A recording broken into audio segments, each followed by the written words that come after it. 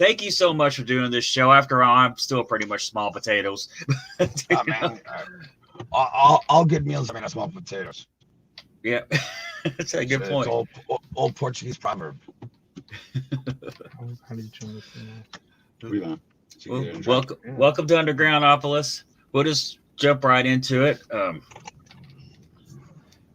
But I got a basic, generic list of questions. We will probably go off on different tangents. All And right. We could do that like Johnny Carson thing, where like you just hold it against my forehead, and I give you the answer.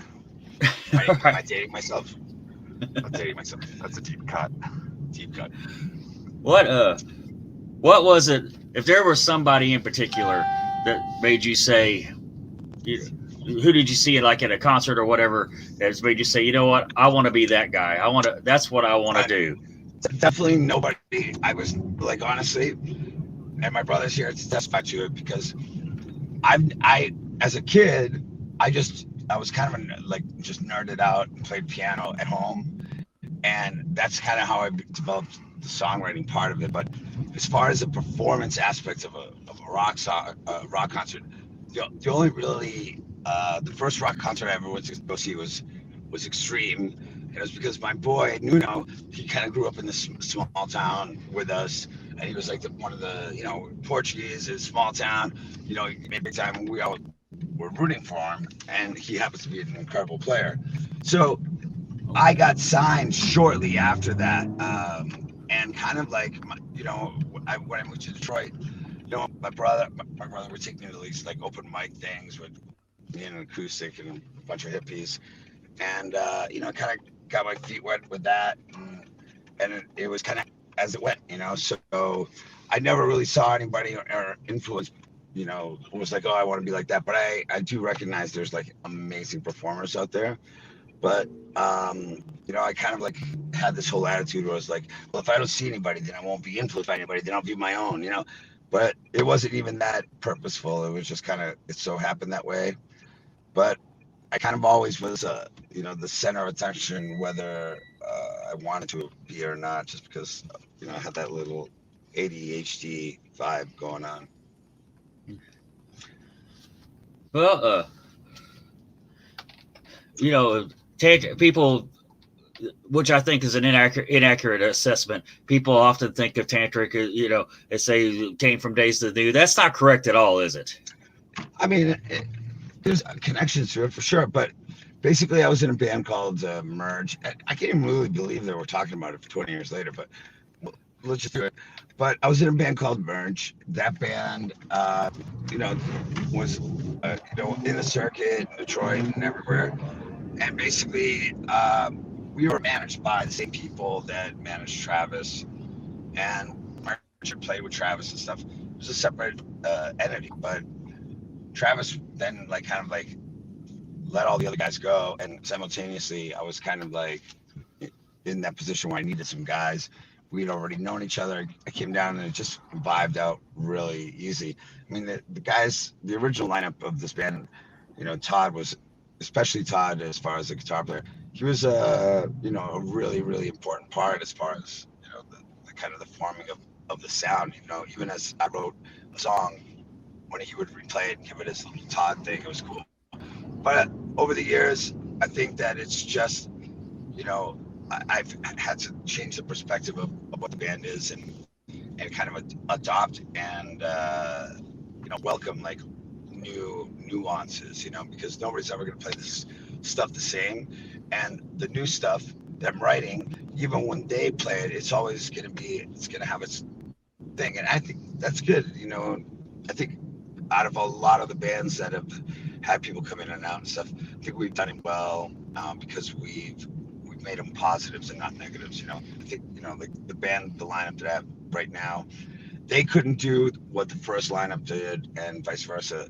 You know, but it's a constant evolution. I mean, we had violin in it for 2 years. We had, it Oh, was a benefit of not being, you know, either being like we gave zero Fs, but also, we could kind of reinvent ourselves, and definitely just I never really cared really about like it's just I never worried about its success level. I just kind of worried if I thought it was cool, and if I thought it was cool, then I was happy with it because at the end of the day, that's all you can do. Well, that's going to be a question here in a little bit about the evolution Sure. of the I just albums. answered the whole interview at once. Ta-da! I was like, well, well, this is one of my favorite questions. Do you have a particular favorite performance that you played? yeah, but I wouldn't be able to tell you where it was, but I know like I really perform in the moment, and as soon as that moment's gone, I'm living in the next moment. I try not to like go back and forth, but I know what it feels like when all the stars align, when your pitch is right, when you're hitting every note that you want to hit, when you're doing the run. I know what that feels like, and it's awesome. And that's really that's the high we chase, as players, because we're competitive amongst each other. And we like to, perform well and to make difficult things seem easy. So yeah, I don't remember where it was, but some of the, I started in a time period again to age myself that the YouTube wasn't always around, and Facebook's only 13 years old. That's crazy. Yep. So like our band was already in existence like 7, 8 years prior to Facebook, and so a lot of these things weren't captured. Um, but I'll tell you one thing: there's a lot of them that I've seen that I was like, oh man, that's horrible, because you know just in retrospect, a little bit of wisdom and calming down and really paying attention, it makes a difference. I think I'm better at what I do now than I was before.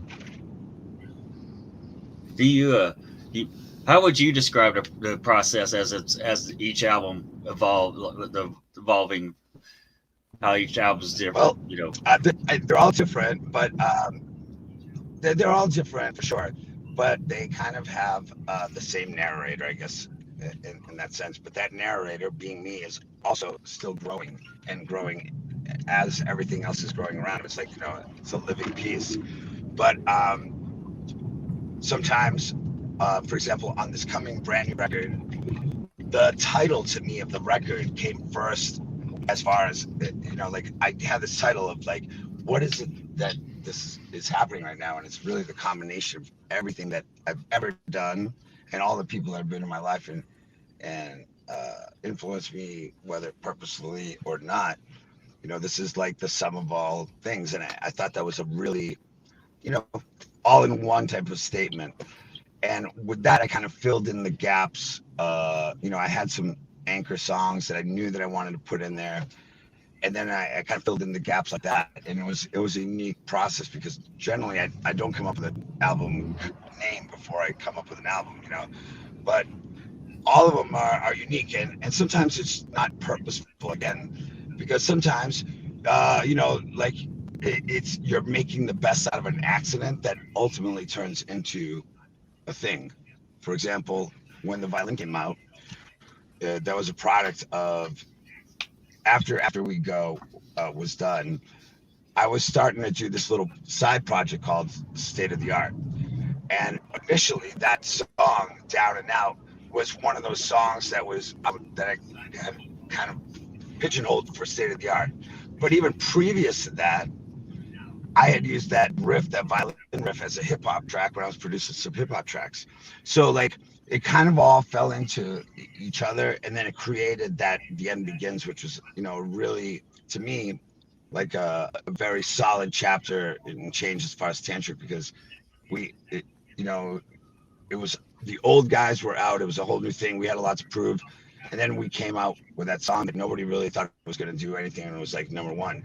So man, but I love it. I've always loved the mixing of different instruments and different tones in still the same genre, like having oboe parts play rock parts, and that's what I kind of try to do. And then, we had the blessings from like TSO, the guys from TSO made Marcus these 7-string fretless violins, and it just became its own beast.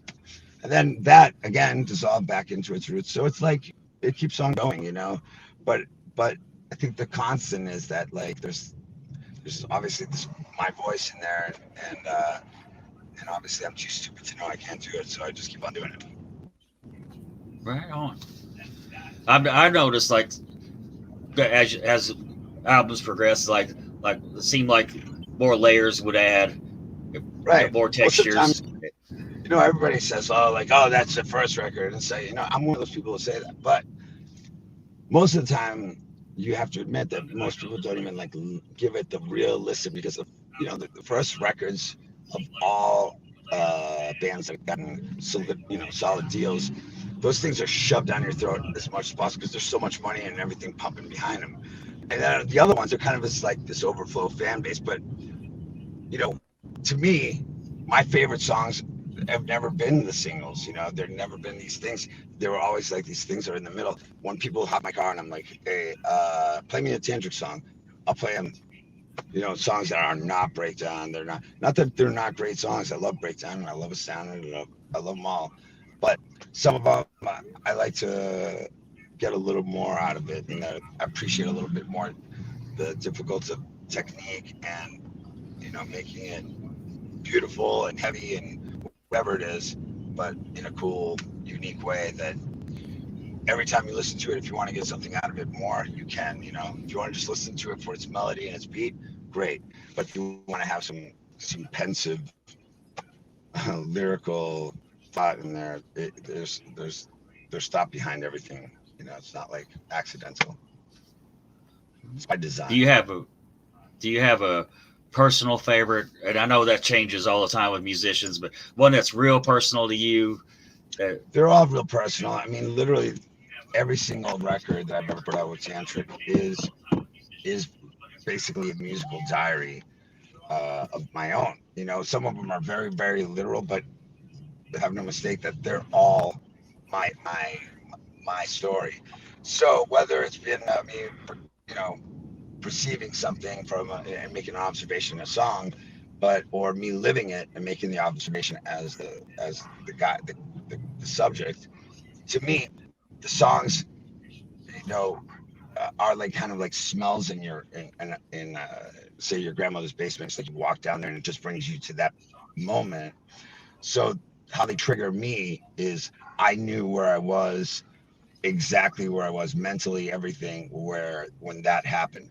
And there's things in that song that only I will know forever. The little things that nobody knows, and I kind of did them as my own little thing for my own audience, my stuff. But that's how they change. But I do love songs that provoke emotion of any sort, that force you to like feel something. Whether it's the character that from the perspective of the character that's writing the song, or just like just shove your face in it, and because it's good. That's a good thing for humans. We should use that. but my favorite song is probably, oh man, it's either Cliche. Yeah. Well, Uh, that song, for example, Cliche, lyrically is literally telling you what I'm telling you. It's just like, I never wanted to be pigeonholed. Well, honestly, I didn't really give a fuck what anybody thought, but for myself, I wanted to know that I was able to do these other things, and that I wasn't this cliche. And people come up to me and they're like, "Oh, you're a rock star. You must do this and that." I hate that. It's so stupid. Like, the whole term rock star is stupid. But that song was really about you know me introducing myself to the world, and just because I kind of looked similar to other things doesn't mean I was other things. And then I wanted people to invest in it. And for the fans that have, and the fans that do, they tend not to leave, and we're grateful for it. We have like the best fans in the world. well, you've got an audience right now. You got anything you want to say to your fans? Which I'm Spartan. No, man. My I've my got fans green can. beer. Yeah, right, exactly. But I'll tell you one thing. Our fans, they're more like our friends, because we are very like, we don't take ourselves that seriously in that aspect. We take what we do seriously, but we don't take our position as that. in a social like structure. But so anybody will know that if you go to a tantric show, we're gonna be out there after hanging out just to say thank you, because every person that goes over there and spends $20 or $30 or $40 on us, that's a person that's perpetuating us living our dream and us creating this music, because it requires two fields, the creators and the listeners, and one can't exist without the other. What would you say was the best musical advice you've ever been given? Well, it's not even for music. I would say that it's for life, and I think this advice will is good for anybody.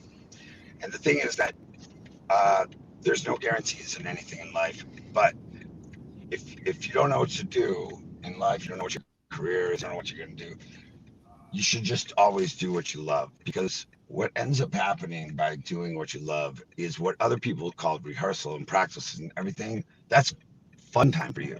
So by default, you become good at it and you become really great. But the money is not promised there, nothing, but at least you'll do it with a smile. And I really do believe that if you just do stuff that you love, there's a way that you can see it in people's faces when they, whether it's painting or, like there's some passion for it that's addictive and contagious. People want to relate with it. And I just think that the most important thing is to be yourself, true to yourself, sincere to yourself, and listen to other advice, but like just at the end of the day, do what you know to be true, because that's don't love money, it won't love you back. I always say the best musical advice I was ever given was buy a dolly. Well, yeah, by the way, yeah, be the singer so you don't have to carry all the shit. But Be no, a bass player. everybody asks me, I'll tell you, for all the musicians that are out there, they're like, how do you do this, how do you do this? All right, there is no how. There's like a general idea, and you guys already know it. It's like you don't have to be a businessman to know how to start a business generally. But the important thing is that you're putting out something that that you believe in, and it's okay that it's not at its pinnacle. It's like it takes time, but if you're having fun throughout the whole thing, 20 years pass just like they did with us, and there you are at wherever it is that you are in your life. But you don't have that option to turn back. But I'll never have that regret. I'm really, really happy that I've gotten to share this, and I'm honestly from an outside listener detaching himself from the band. And I'm proud of the music, man. I'm really proud of it. I'm proud of what I accomplished with all of these people around me, not just my players, but just other management and just everybody that didn't have to believe in us and did, or give us a shot, even if we were fuck ups, at one times. So everybody needs somebody to believe in them, and you know, no regrets. Is that maybe live your life? Probably my other And favorite song. yeah, I love that song too. But "Live Your Life" is a really simple song about like your results are directly, influenced by your by your choices. You make choices, you get these things.